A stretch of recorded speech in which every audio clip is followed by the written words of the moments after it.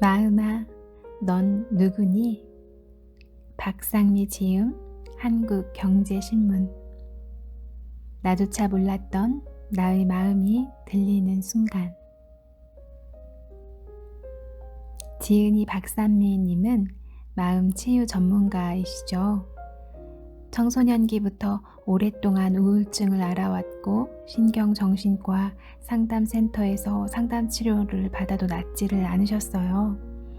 문학치유, 영화치유에 집중하면서 나를 치유하는 강력한 힘은 내 안에 있다는 것을 발견하게 되시죠. 그를 통해서 아픈 마음을 치유하는 글을 쓰고 영화를 찍고 심리학, 공감과 소통 강의를 하게 되셨어요. 현대문학 비평으로 석사학위를 받은 뒤 심리학 공부를 시작하셨는데 독일 학술 교류처 학생으로 선발돼 한국과 독일을 오가며 공부하셨고요. 문화심리학을 토대로 스토리텔링을 연구했고 한양대학교에서 박사학위를 받으셨어요. 현재 경찰대학 교양교육 교수이며 법무부 교화방송국에서 영화 치유 방송을 통해 전국 재소자들의 마음 치유 수업을 하고 있죠. 치유 공간, 더 공감 마음 학교의 대표로서 교도소와 소년원에서는 영화 치유 학교, 문학 치유 학교를 열고 일반인 대상으로는 마음 치유 프로그램을 열고 계세요.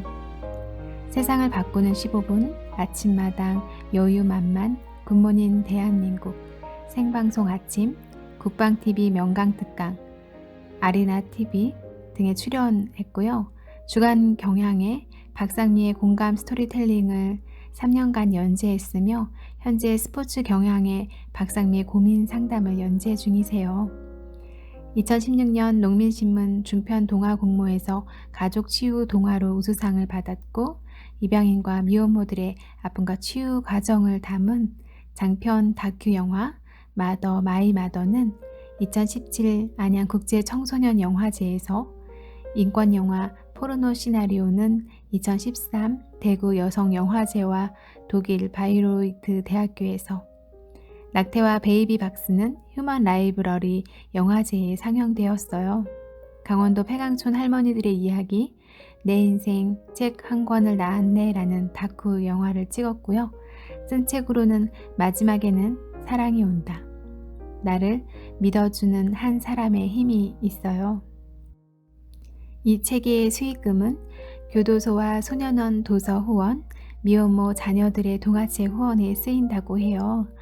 이 책을 다 각자 사셔서 본인이 소장하시면서 읽어보시면 그것만으로도 정말 마음 치유, 힐링 되는데 너무 도움이 되실 것이고 또 이렇게 너무 좋은 후원에 함께 동참하시는 것이기 때문에 꼭 함께 이렇게 소장하셔서 읽으셨으면 하는 바람을 담아서 말씀드려봐요. 마음아, 넌 누구니? 여는 글. 내 마음은 왜 이럴까? 마음, 넌 누구니? 내 마음을 알 수 없어서 늘 힘들었습니다. 저를 가장 힘들게 한 건 남이기보다 상처 잘 받고 걱정 많고 늘 불안한 저 자신이었습니다. 30을 넘어서면서 이렇게 살다간 이대로 죽겠다는 생각이 들었습니다. 내 마음은 왜 이럴까?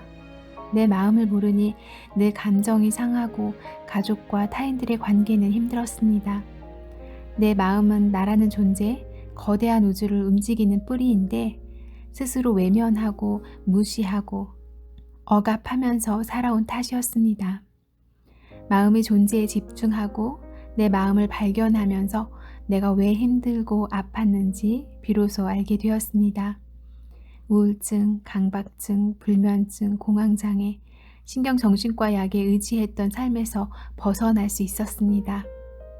내 마음, 어두운 과거의 동굴 속에서 상처 때문에 울고 있는 어린 아이들을 만나고 대화하면서 용서하고 화해하면서 동굴 속을 빠져나오기 시작했어요. 더 이상 어제를 살지 말고 오늘을 살기로 결심한 거죠.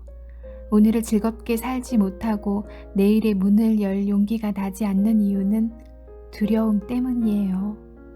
과거의 상처에서 벗어나지 못하면 두려움 때문에 미래의 문을 열 수 없어요.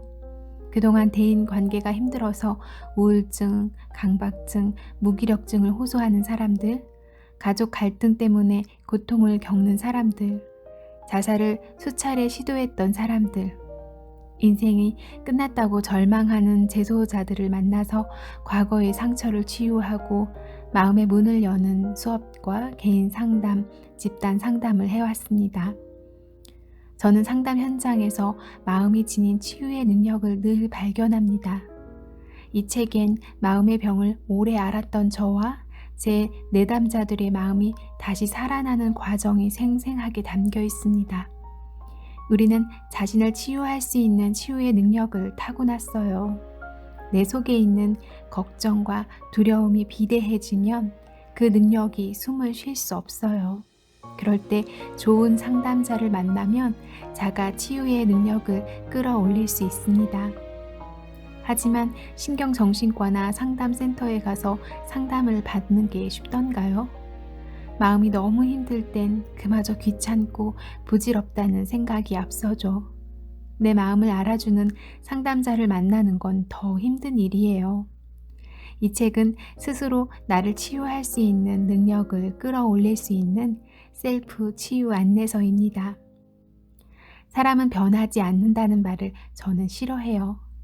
생각하는 방법을 바꾸고 감정을 표현하고 비워내는 마음 연습을 하면 사람은 변합니다. 자존감을 키우고 스스로를 진심으로 사랑하는 자기 자비를 실천하고 마음을 챙기는 연습을 하면 사는 게 한결 편해집니다. 타인과의 관계가 힘든가요? 걱정이 많고 감정 다루기가 힘든가요? 사랑 때문에, 이별 때문에 마음이 아픈가요? 아직 해결되지 않은 어린 시절의 상처 때문에 힘든가요? 부모의 상처가 나에게 되물림되고 있진 않나요? 누구나 그래요. 지금부터 제가 당신의 손을 잡고 마음이라는 존재를 발견하고 대화하면서 내일의 문을 여는 치유의 여정을 함께 할 것입니다. 나의 상처를 마주하고 화해하고 나의 감정을 잘 다룰 때 타인과의 관계도 편해지고 알수록 멋진 나 자신과도 마주할 수 있을 거예요.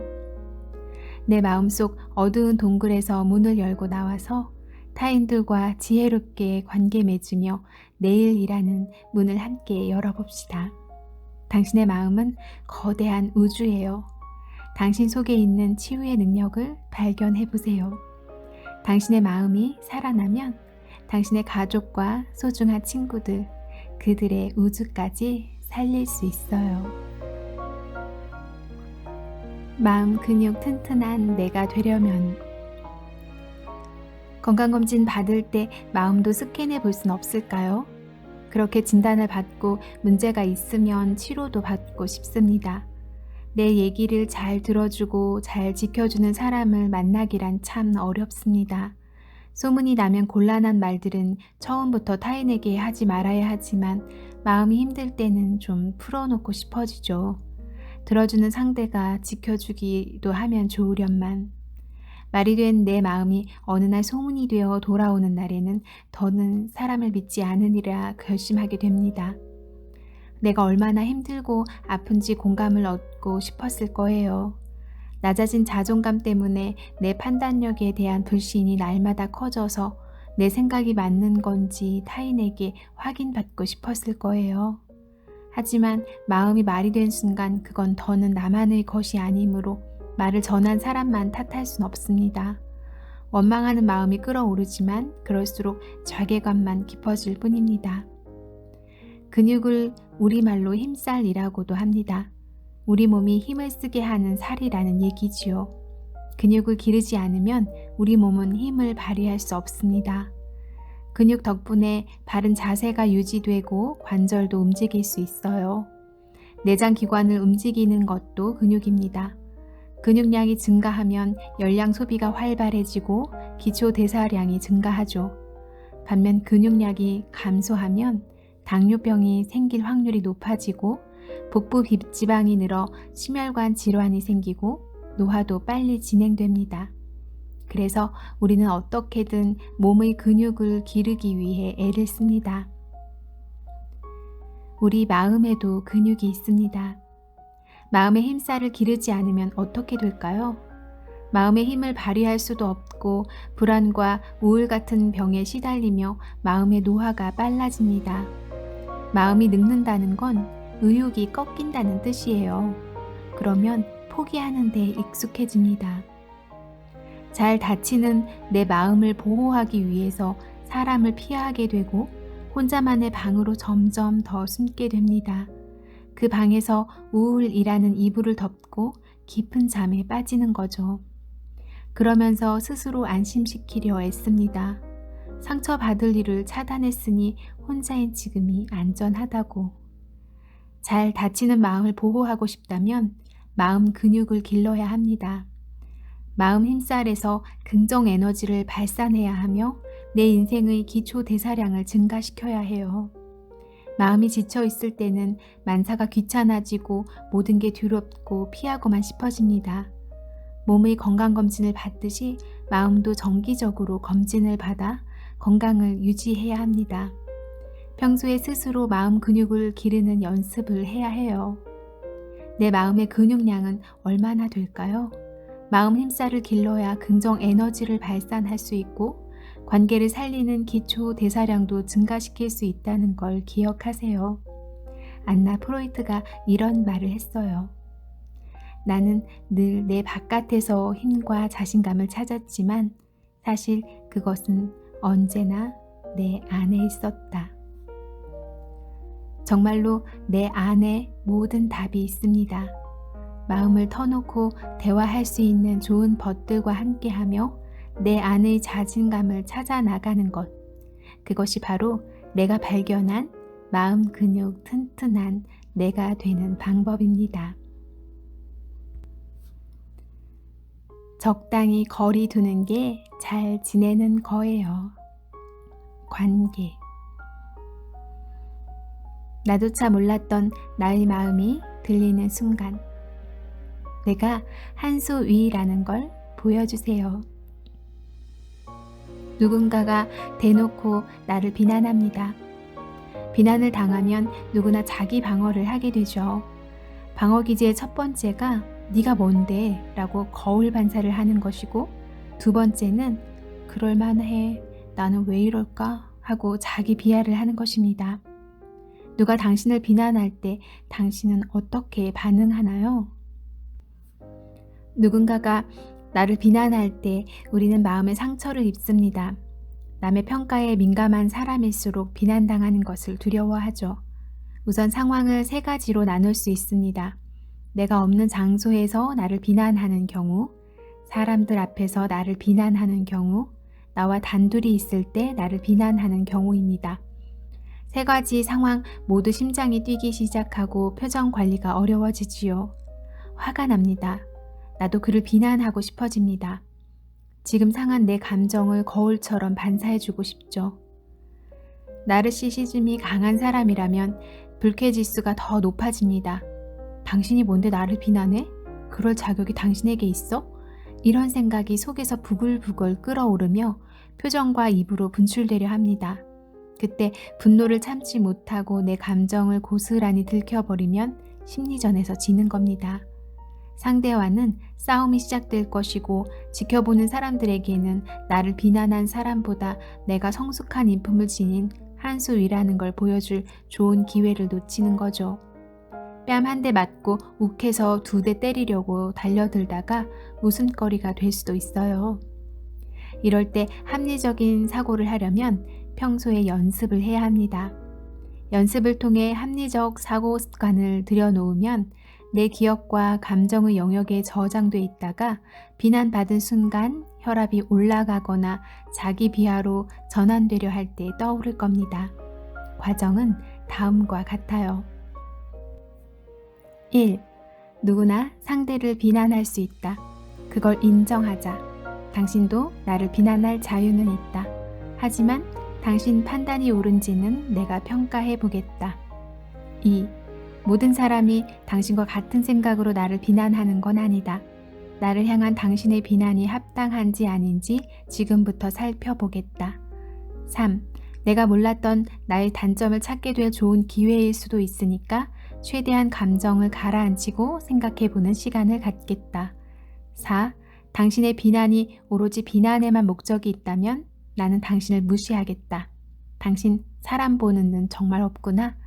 나는 내 감정을 소모하며 당신을 상대하지 않겠다. 나의 단점을 가장 모르는 사람이 나 자신입니다.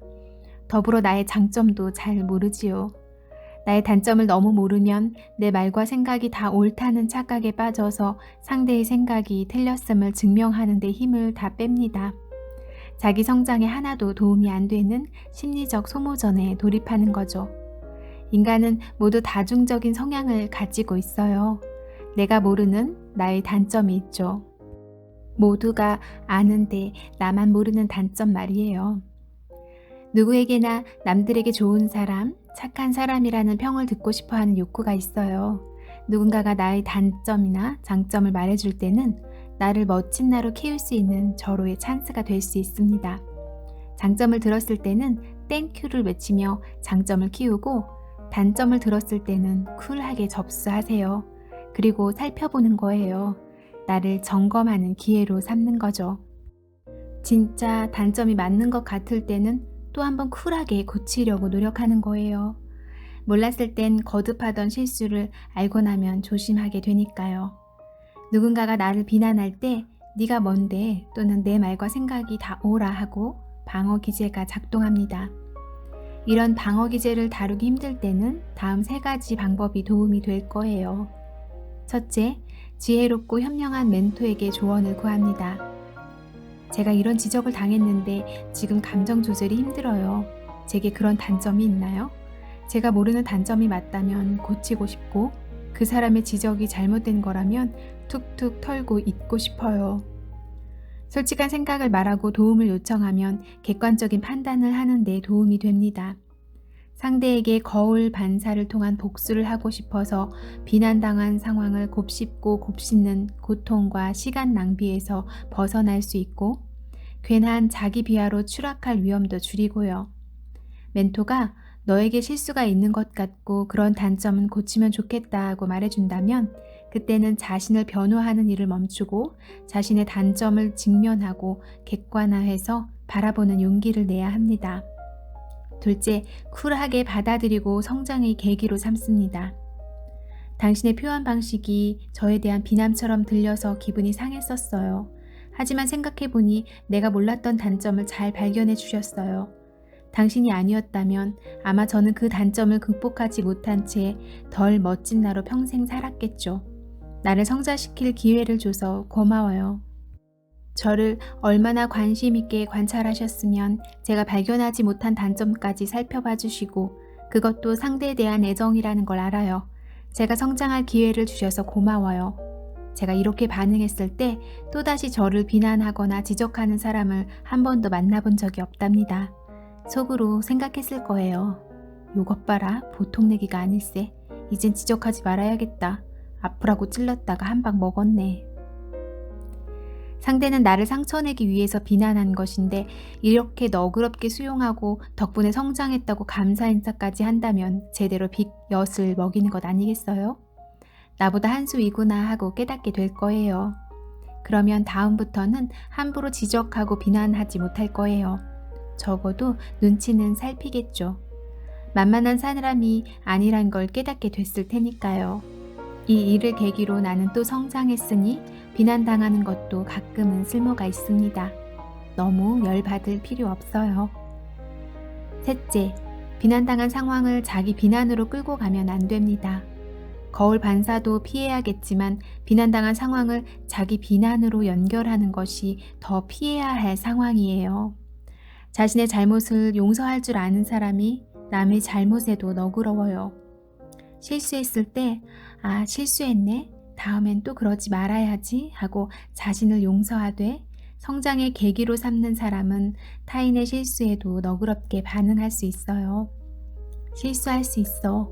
괜찮아. 다음엔 조심하면 되지. 어떻게 늘 완벽할 수 있어? 앞으론 잘할 수 있을 거야. 라고 살리는 말을 해줄 수 있죠. 하지만 실수를 저지른 다음 지나치게 자기 비난을 하는 사람들이 있어요. 또 실수했어. 나는 왜 늘 이 모양일까? 내가 하는 일이 다 그렇지 뭐. 자존감이 낮은 사람이라기보다 자괴감에 시달리는 사람이죠. 이런 사람들의 공통점은 남의 실수에도 비난하고 처벌을 고집한다는 거예요. 네가 하는 일이 다 그렇지. 넌 왜 항상 그 모양이야? 실수해서 괴로운 상대의 마음에 죽이는 말로 또 한 번 상처를 입히는 거죠. 타인에게 죽이는 말을 쏟아내는 사람은 자기 자신에게 죽이는 말을 수시로 하면서 사는 사람들이에요. 나를 미워하는 사람들은 타인을 볼 때도 미운 구석이 먼저 보이기 마련이니까요. 그래서 내 마음 돌보기, 나 자신을 좋아하는 연습이 필요하답니다. 사람들은 왜 화를 낼까요? 매일 보고 살아야 하는 사람 중에 툭하며 화내고 짜증내는 사람이 있나요? 어딜 가나 그런 사람이 있어요.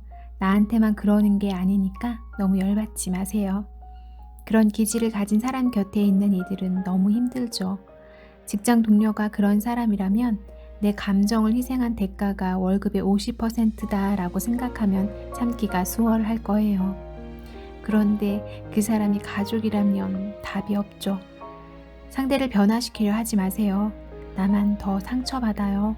내 감정을 훈련하는 게 우선이에요. 그러면 상처 덜 받고 얼굴 보며 살 수 있어요. 화 잘 내고 짜증 잘 내는 감정을 다스리는 법은 무엇일까요? 더불어 그런 사람으로 인해 늘 상처받는 사람들의 대처법은 무엇일까요? 화는 왜 나는 걸까요? 나의 가치를 지키고 싶은 마음, 나의 가치를 사랑하는 마음인 자기애가 상처 입었을 때 수치심과 분노라는 감정이 우는 거예요. 상대에게 화를 내고 있지만 실제로는 내 속의 자기애가 울고 있는 겁니다. 상대로 인해서 나의 가치가 자극을 받고 상처 입어서 자기애를 지키려고 안간힘을 쓰는 거예요. 화를 자주 내는 사람이 있고 좀처럼 화를 잘 내지 않는 사람이 있어요. 남의 평가를 떠나서 자존감이 강한 사람은 좀처럼 화를 내지 않습니다. 자존감이 강하면 남의 말 따위에 자기애가 쉽게 상처 입지 않기 때문입니다. 같이 언성 높이지 않고 상대가 화내며 하는 말을 들어줍니다. 들어봐야 이 인간이 나한테 왜 이러는지 정보를 얻을 수 있잖아요. 같이 화내고 싸우면 그 정보를 수집할 시간이 없어요. 슬기롭게 대처하기 위해 말을 들어주면서 정보를 수집하고 전략과 전술을 짜는 겁니다. 슬기로운 복수를 해야죠. 이런 사람이 심리적 고수예요. 자기의 상처를 입었다고 해서 누구나 화를 내는 건 아닙니다. 스스로 욱하지만 쿨하다고 하는 사람들도 있는데 모두 자기 감정을 조절하지 못하고 남에게 다 들켜버리는 심리적 하수예요. 화 잘 내는 심리적 하수들의 특징이 있어요. 첫째, 실제보다 자신을 과대평가하는 사람들이 화를 잘 냅니다. 별것 아닌 일에도 남들이 자기를 무시한다고 생각해서 욱하고 화를 내는 겁니다. 지금 나 무시하는 거지? 넌 뭐가 잘났냐? 내가 생각하는 나의 가치만큼 상대에게 인정받지 못해서 속상한 거예요. 둘째, 자신의 콤플렉스나 과거의 상처가 자극을 받아 방어기제가 발동한 겁니다. 오늘 여기 우리 사이에 일어난 일로 인해서 본인의 콤플렉스가 자극받았을 때 또는 과거의 상처가 떠올랐을 때 과하게 반응하며 화를 냅니다. 오늘 여기 우리 사이에 일어난 상황을 객관적으로 바라보고 내가 왜 화가 나지? 지금 내가 이 정도로 화를 내는 게 마땅한가? 내 콤플렉스를 들켜서 그걸 덮으려고 과하게 화내는 것 아닌가? 를 자신에게 물을 수 있다면 이성적인 반응을 할 수 있는데 감정 조절에 실패한 거죠. 과거의 상처에 자극을 받은 경우라면 지금 내 앞에 있는 사람에게 그것까지 헤아리라고 요구할 수는 없잖아요. 상대는 내 과거의 상처를 몰라요. 그러니까 당신의 상처에 고춧가루를 뿌렸다는 걸 모른다고요. 결국 화내는 사람만 성질 더러운 사람이 되고 마는 겁니다. 셋째, 상대에게 큰 기대를 했던 겁니다. 혼자 큰 기대를 하고 상대에게 잘해줍니다. 그러고는 상대에게서 똑같은 보상을 받지 못했을 때 자기애의 상처를 입고 수치심과 분노의 감정이 가득 찬 눈물을 흘리는 거죠. 화라는 형식을 빌려서요. 넷째, 스스로 해결하지 못하는 짜증을 남한테 해소하는 것입니다. 하수 중의 하수죠. 상대를 내 감정의 쓰레기통으로 삼는 이기적인 사람입니다. 가까운 사람일수록, 그리고 나보다 약하거나 착할수록 이런 방식을 많이 쓰죠. 부모가 자식에게, 형이 동생에게, 아내가 남편에게, 직장 상사가 부하 직원에게 등등요. 하지만 이게 가장 저질이고 비겁한 거예요. 우리 그러지 맙시다. 다섯째, 나의 간절한 요구를 알아달라는 호소를 이렇게밖에 표현하지 못하는 겁니다. 상대에게 관심받고 싶고 인정받고 싶고 존중받고 싶은데 그게 안 되니까 별것도 아닌 일에 꼬투리를 잡아서 버럭 화를 내는 거예요. 솔직하고 세련되게 상대에게 내 감정을 전달하는 방법을 모르는 심리적 하수들이 이런 실수를 합니다. 내 감정에 단어를 붙여주세요. 내 감정을 자각할 줄 알아야 내 감정의 주인이 될 수 있습니다. 다음의 표는 한국인들이 주로 쓰는 감정 어휘들을 정리해 본 것입니다. 구체적인 감정 어휘를 많이 알고 있으면 내가 느끼는 감정을 구체적으로 표현하는 데 도움이 되고 내 감정의 주인이 되어 어떤 상황에서도 지혜롭게 대처할 수 있습니다. 행복하고 흥미롭고 기쁜 감정과 같은 긍정적인 감정도 구체적으로 다양한 어휘로 표현할 줄 아는 사람은 그 감정을 구체적으로 자주 느낄 확률이 높아집니다. 나에게 행복과 기쁨을 주는 섬세한 감정들을 느끼고 찾아내는 능력이 생기는 것입니다. 이유 없이 짜증이 날 때, 갑자기 우울해질 때, 주체하기 힘든 부정적 감정들이 밀려올 때 감정 어휘표를 펼치고 내 감정에 이름을 붙여보세요. 부정적 감정이 치밀어 오를 땐 다 이유가 있어요. 조금씩 쌓인 것이 어떤 자극을 받았을 때 치밀어 오르는 것이므로 내 마음 상태를 알아차려야 대응을 할 수 있습니다. 부정적인 감정일수록 우리는 덮어두고 외면하고 싶어집니다. 그래서 잠을 자버리기도 합니다. 하지만 감정은 없어지지 않아요. 그 순간에 내 감정과 대화를 시작해야 합니다. 내 감정을 구체적으로 자각할 때 왜 이런 감정이 생겼는지 내 마음을 이해할 수 있고 내가 무엇을 원하는지 소망을 알게 되며 내가 어떻게 행동하는 것이 나를 위한 최선의 선택일지 선택할 수 있습니다. 감정을 알아야 조절을 할 수 있기에 알아차리는 것이 먼저입니다. 상대방의 감정을 읽으면 갈등을 줄이는 데에도 큰 도움이 됩니다. 중학생 아들이 귀가 후에 가방을 내동댕치며 말합니다. 열받아. 그냥 짜증난다고. 욕을 하고 야단을 치고 싶겠죠? 잠시 참으세요. 상대의 행동보다 감정을 먼저 읽으세요. 왜 열받고 짜증이 나? 상대가 자신의 구체적인 감정을 구체적인 단어로 표현할 수 있도록 기다려주세요. 대화를 통해서 상대의 소망을 알게 되고 그가 좋은 행위를 할 수 있도록 유도할 수 있습니다. 연습해 볼까요? 1. 내 감정에 이름 붙이기. 2. 이 감정이 왜 생겼지? 3. 소망 알기. 내 마음이 원하는 게 뭘까? 4. 행위 선택. 내가 어떻게 행동하는 게 나를 위해서 좋을까? 감정 조절을 못하는 사람들은 늘 상대를 탓합니다. 너 때문에 화가 났다. 상대가 나를 자극했기 때문에 어쩔 수 없는 반응을 한 것이다. 이라고 자기 합리화를 합니다. 하지만 감정에 이름 붙이기를 꾸준히 하다 보면 내 감정을 알아차릴 때 내 소망을 알 수 있고 나를 위해 좋은 행위를 선택할 수 있음을 알게 됩니다. 생각과 감정에도 훈련이 필요해요. 저도 한때 힘들다는 말을 입에 달고 살았습니다. 그런데 그 단어를 발음할수록 더 힘들고 내 인생이 무거워져서 그만 힘들고 싶다. 그만 살까? 하는 생각이 덮쳐오더라고요. 부정적인 사고방식이 만성화되니 놀라운 속도로 자살을 생각하기에 이르렀어요. 어느 날 정신이 번쩍 났습니다. 사고 습관이 뇌를 병들게 했구나. 생각이 감정을 낳고 행동을 유발하는 거구나. 신체 습관보다 사고 습관을 바꾸는 게 먼저입니다. 생각이 바뀌면 감정도 바뀌고 몸도 같이 움직이기 때문이죠. 같은 상황에서 부정적인 생각이 먼저 작동하는 사람은 우울하고 외롭고 절망적인 감정에 빠지기 쉽습니다. 무기력한 상태가 지속되고 무기력이 만성화되면 우울과 공황장애를 불러올 수 있습니다. 다양한 공포증이 생겨서 행동의 폭이 급속도로 좁아지기도 하죠. 누구에게나 삶은 힘듭니다. 왜 나만 힘들까라고 생각하는 것은 한편으로 자기 생각만 하기 때문이에요. 힘들어 병에 걸리면 자기 연민에 빠지게 되고 나는 피해자라는 생각이 젖게 돼요. 나를 떠올리면 외로운 감정이, 남을 떠올리면 원망의 감정이 밀려옵니다.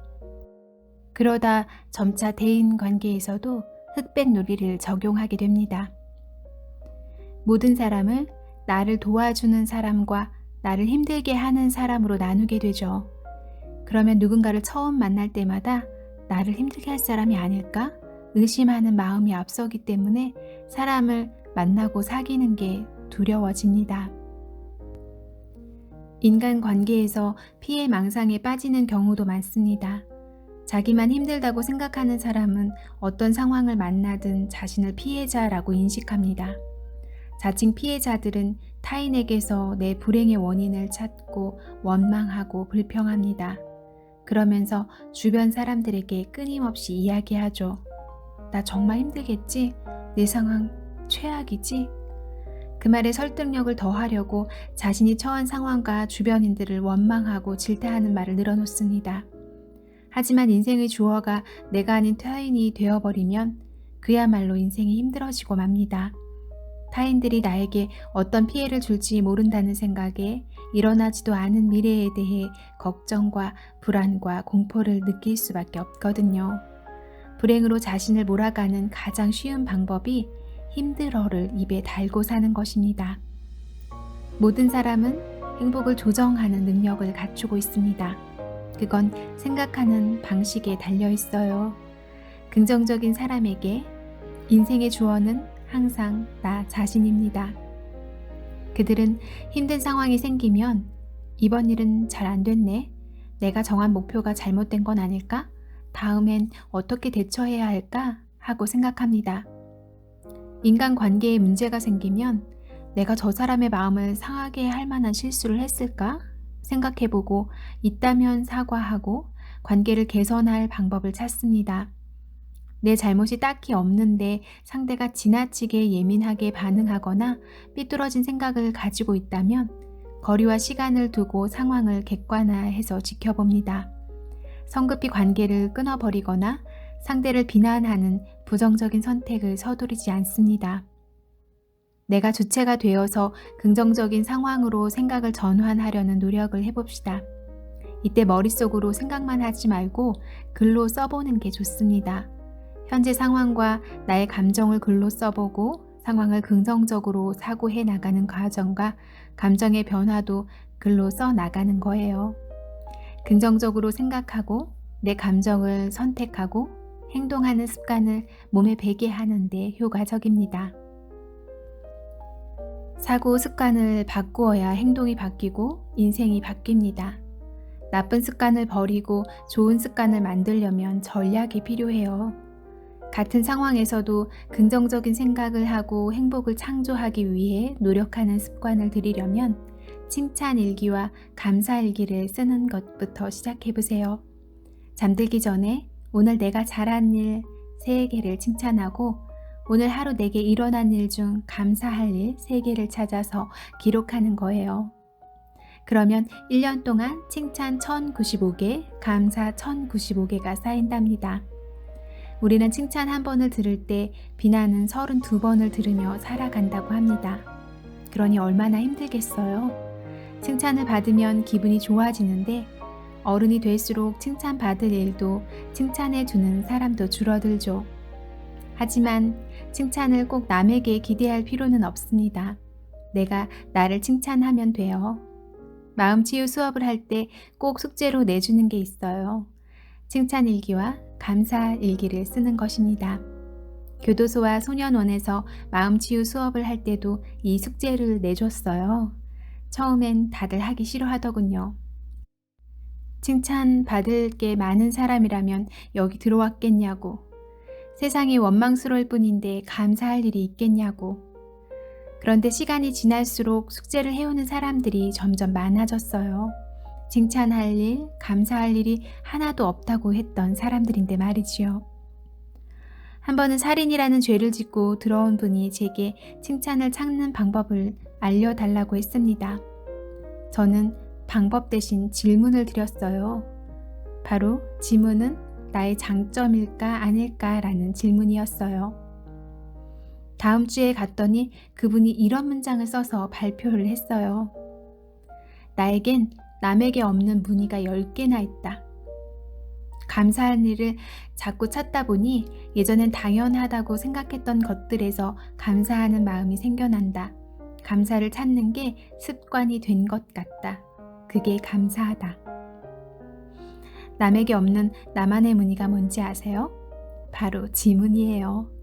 그분은 10손가락을 활짝 펼쳐 보이며 웃다가 펑펑 눈물을 흘렸어요.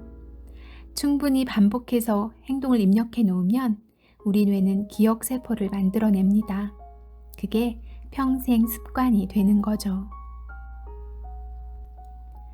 이 책에서는 정말 많은 주제를 가지고 많은 내용들이 담겨져 있는데 그 중에 일부만 담아서 읽어보았고요. 마지막으로 닫는 글 읽으면서 마무리하도록 할게요.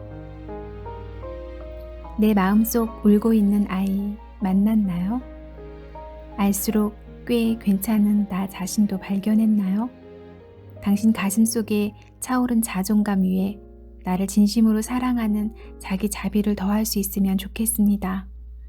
마음이 지닌 치유 능력을 믿으세요. 당신의 마음은 거대한 우주예요. 아픔을 이겨낸 당신의 마음이 당신의 가족과 소중한 친구들, 그들의 우주까지 살릴 수 있기를 바랍니다. 사랑하는 나의 가족, 사랑합니다.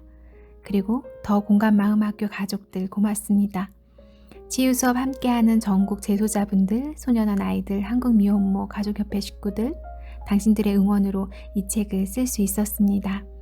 잡은 손 놓지 않을 겁니다. 이 책의 인쇄는 당신들을 위해 쓰겠습니다.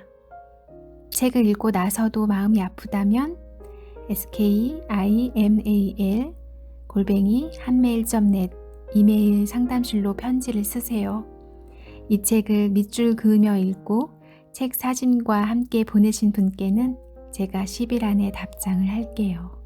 박상미. 지금까지 들어주셔서 감사합니다.